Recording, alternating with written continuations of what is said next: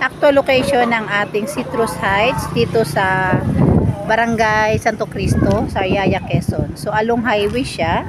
Ayan. Then ito na agad yung ating subdivision.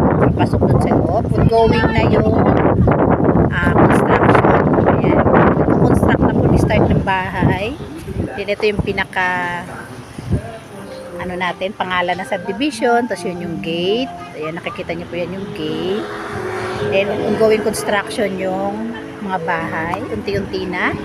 Then ito na po yung highway.